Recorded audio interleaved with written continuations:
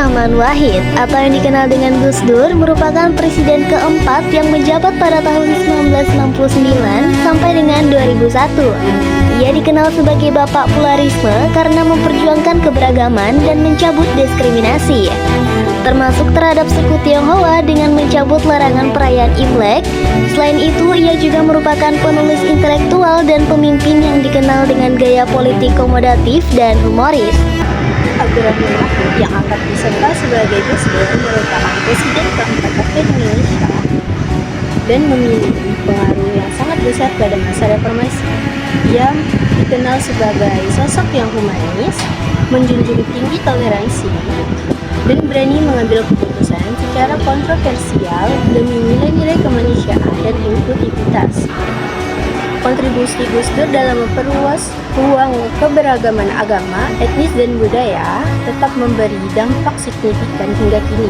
Ia mencabut larangan perayaan Imlek, menginisiasi pengakuan resmi budaya Tionghoa, dan memperjuangkan legalitas agama Konghucu, kebijakan yang tetap berlangsung hingga kini.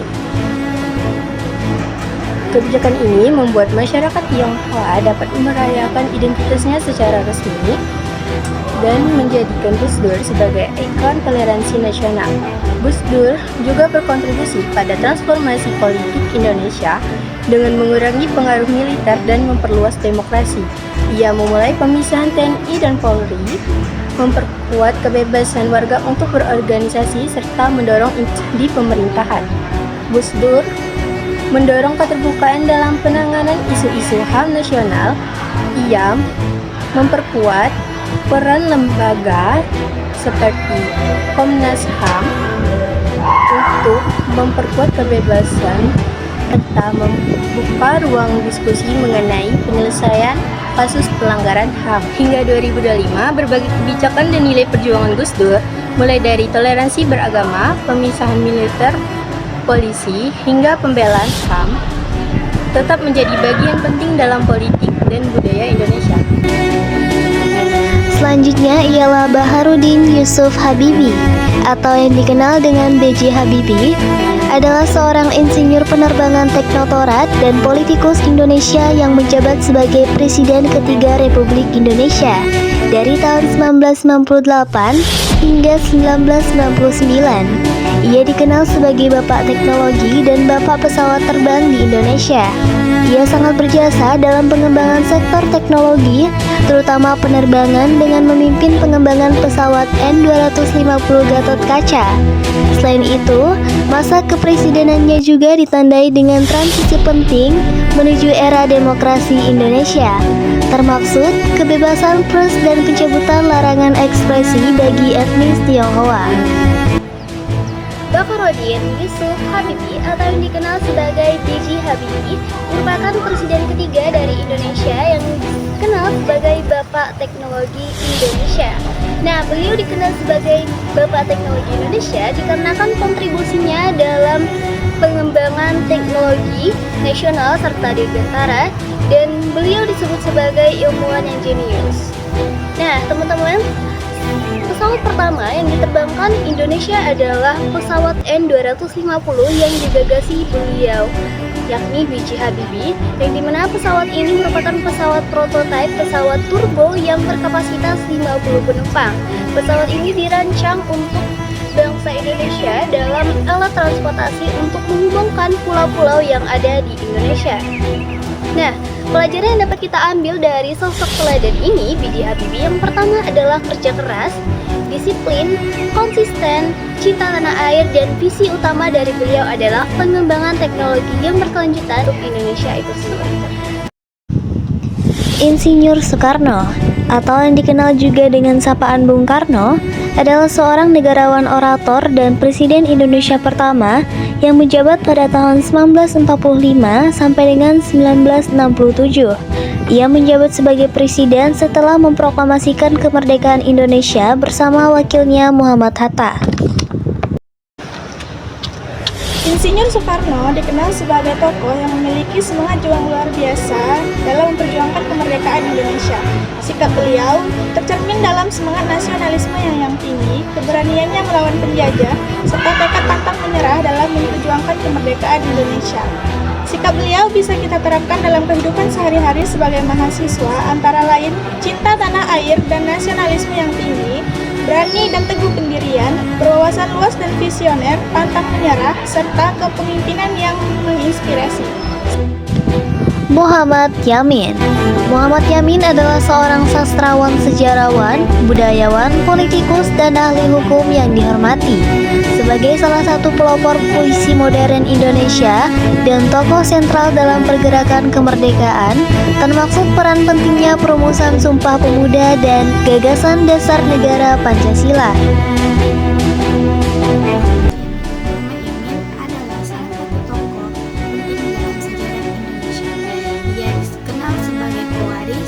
Sastrawan dan juga politis yang kontribusinya sangat besar bagi perumusan dasar negara. Muhammad Yamin menjadi salah satu tokoh inspiratif yang selaras dengan nilai-nilai Pancasila. Dalam perjuangannya, Muhammad Yamin menjunjung tinggi ketuhanan dengan menekankan pentingnya moral dan akhlak bagi bangsa. Ia membela kemanusiaan melalui penolakannya terhadap penjajahan dan perjuangannya membela martabat rakyat. Gagasan Yamin tentang Indonesia Raya menunjukkan kuatnya komitmen pada persatuan Indonesia. Ia menyatukan berbagai suku, budaya, dan wilayah.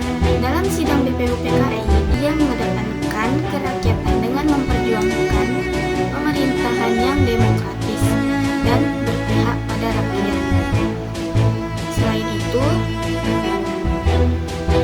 gagasannya tentang kemajuan pendidikan dan kebudayaan mencerminkan upaya menuju keadilan sosial bagi seluruh rakyat Indonesia. Muhammad Yamin adalah sosok pemikirannya melampaui zamannya melalui kontribusi dan nilai-nilai perjuangannya. Beliau juga menjadi inspiratif anak bangsa dalam membangun Indonesia lebih maju dan berkarakter Pancasila.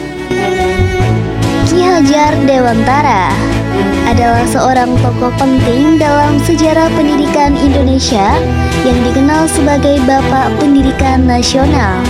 Beliau lahir dengan nama Mas Soewardi Soejaningrat. Ia mendirikan Taman Siswa pada tahun 1922 untuk menyediakan pendidikan yang setara bagi rakyat pribumi. Ki Hajar Dewantara lahir dengan nama Raden Mas Soewardi Soejaningrat pada tanggal 2 Mei 1889 di Yogyakarta. Ia berasal dari keluarga bangsawan di Paku Alaman sehingga memperoleh pendidikan yang cukup baik pada masanya. Ki Hajar Dewantara juga dijuluki sebagai Bapak Pendidikan. Kinerja Ki Hajar Dewantara antara lain yaitu mendirikan perguruan taman siswa pada tahun 1922. Kinerja terbesarnya adalah mendirikan taman siswa, lembaga pendidikan yang memberikan kesempatan belajar bagi rakyat Indonesia tanpa diskriminasi. Di taman siswa ini, ia menekankan pendidikan karakter, kebebasan, dan kemandirian, serta semangat kebangsaan. Yang kedua, merumuskan filosofi pendidikan nasional. Ia menciptakan asas pendidikan terkenal. 1. Ing ngarso sung tuludo, di depan memberi teladan. Ing matya mangun karso, di tengah membangun semangat. Tut uri handayani, di belakang memberi dorongan. Asas ini menjadi dasar sistem pendidikan hingga sekarang. Yang ketiga, aktif dalam pergerakan nasional. Melalui organisasi seperti Indonesia Partij, ia mendorong kesadaran nasional dan perjuangan kemerdekaan lewat tulisan, ceramah, dan pendidikan politik. Yang keempat, Menteri Pendidikan, Pengajaran, dan Kebudayaan RI. Setelah kemerdekaan, Ki Hajar Dewantara diangkat sebagai Menteri Pendidikan pertama. Ia menyusun dasar kebijakan pendidikan nasional yang berlandaskan karakter, budaya, dan nasionalisme. Yang kelima, penulis, pemikir, dan pendidik bangsa. Ia menghasilkan banyak tulisan mengenai pendidikan, kebudayaan, dan kemerdekaan. Gagasannya membentuk arah perkembangan pendidikan Indonesia. Sekian latar belakang dari Ki Hajar Dewantara serta kinerjanya. Sekian, terima kasih.